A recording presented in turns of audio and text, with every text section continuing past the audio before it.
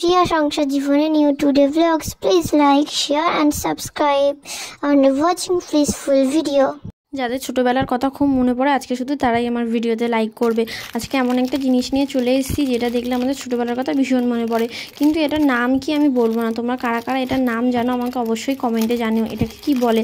ছোটোবেলা তো আমরা এটাকে কালারিং ছোট ছোট বল বলতাম, কিন্তু এখন তো এগুলোকে কোথাও বিক্রিও তো দেখাও যায় না, আর এটার নামও অনেকে জানে না। তবে এটার নাম কারা কারা জানো আমাকে অবশ্যই কমেন্টে জানিও। এগুলোকে আমি সারা রাত কিন্তু জলে ভিজিয়ে রেখেছিলাম। যে আগের ভিডিওটা দেখলে ওটা কিন্তু আগের দিন রাতের ভিডিও। আর এটা সকাল হতে না হতে আমি এটাকে ওপেনিং করছি। দেখো এটা কত সুন্দর ফুলেছে, কিন্তু এটার এক একটা প্যাকেট যেন 3 টাকা করে নিয়েছে, আর মাত্র বল ছিল 4 পিস করে, তাও আবার একটা প্যাকেটের একটা বল ফাটা ছিল।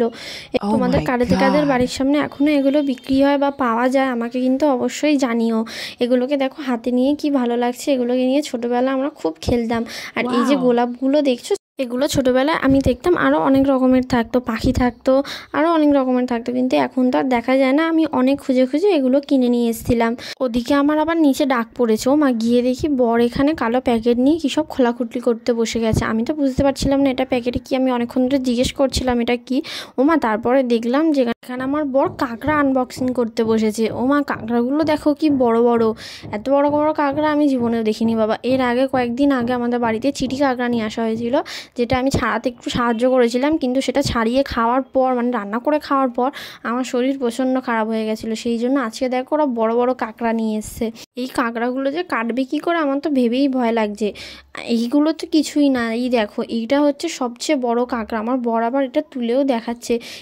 এই কাঁকড়াটা হচ্ছে এখানে যে কটা কাঁকড়া আছে সব থেকে বড় কাঁকড়া। আমি তো ভেবেই ভয় লাগছে এখানে কীভাবে ওরা কাটবে। যাই হোক, তোমাদের ওপরটা গিয়ে দেখাই। ছাদে এসে দেখি হঠাৎ করে এরকম আকাশে মেঘ করেছে, চারিদিক আকাশ পুরো কালো হয়ে এসছে। দেখেছো একবার অবস্থা আকাশের?